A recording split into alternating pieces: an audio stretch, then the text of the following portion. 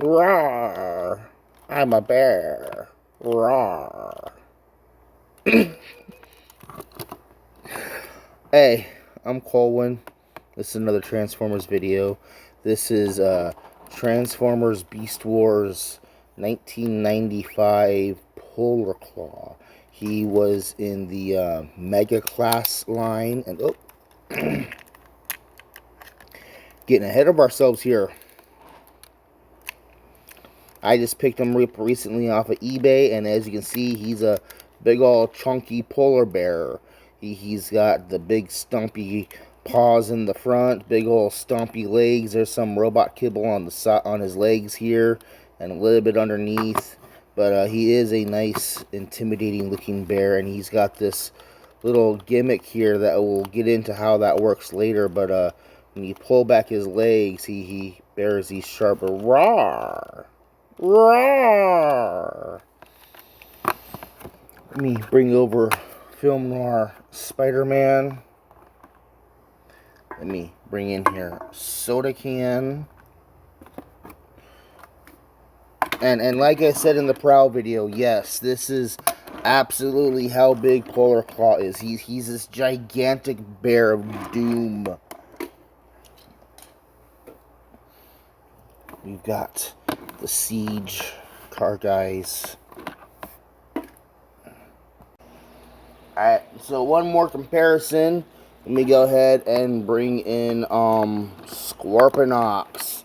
And as you can see, yes, Scorponok is a lot flatter, but he's a lot longer, and he's got these giant claws. So these guys were really intended to be, you know, what was the term? Nemesis for each other. They were meant to square off against each other. You know, the polar bear versus the giant scorpion. That would have been, you know, really cool to see. How did I get this thing to work? There we go. And they even have similar gimmicks. But we'll get into those gimmicks. Well, you know, PolarClaw has the mouth gimmick, and you know he's got the stinging tail gimmick. So yeah. I'm going to put this guy off to the side. So let's go ahead and transform him. So we're going to come up here, and you're going to start with his bare arms, and you're going to bring them up and over the top like this. Alright. Then you're going to open up his bare chest, and you're going to bring the arms around. Go ahead and flip out the hands.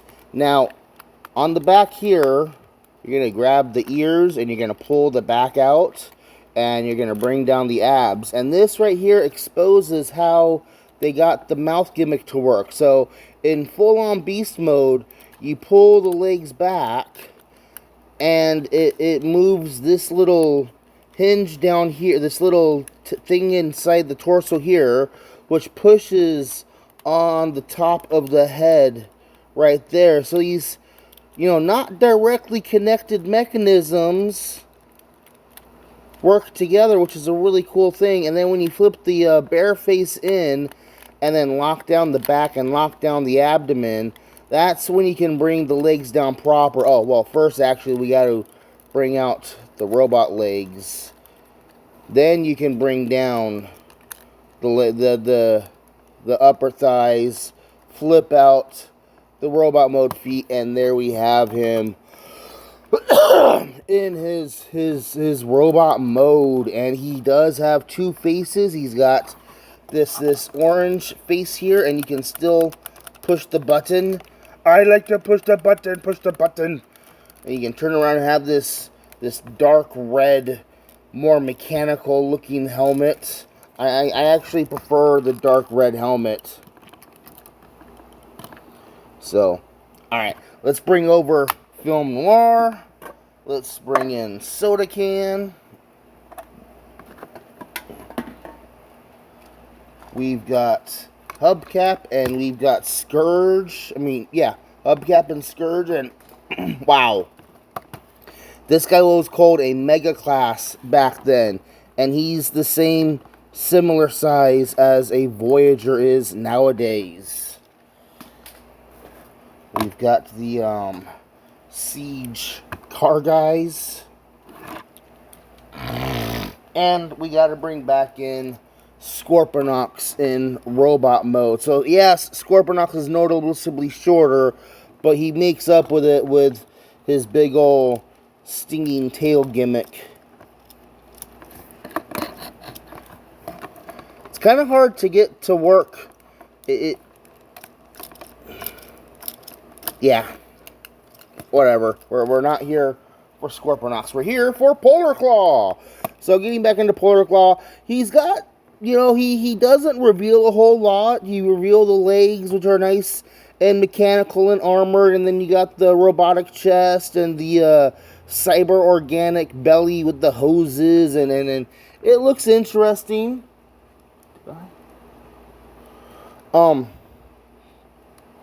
Articulation wise, he's got a swiveling head, he's got a bowl jointed shoulder, bowl jointed elbows.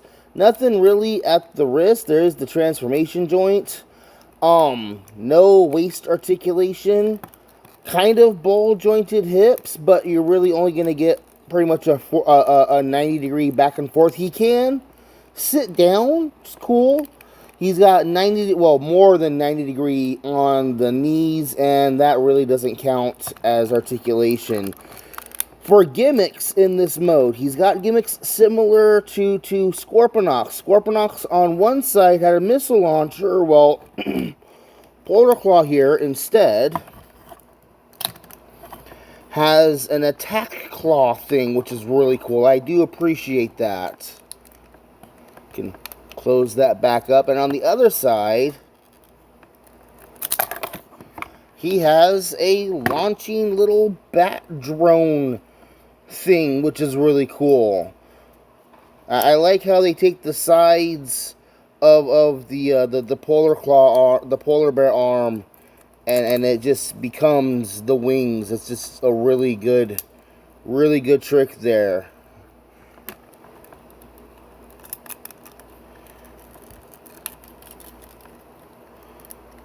So this guy came out in 1995, I want to say, and he holds up really well.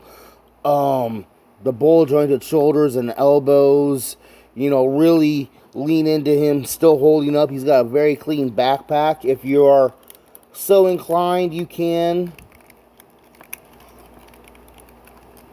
bring the bear arms back and hang them back over his shoulders, and it looks good either way.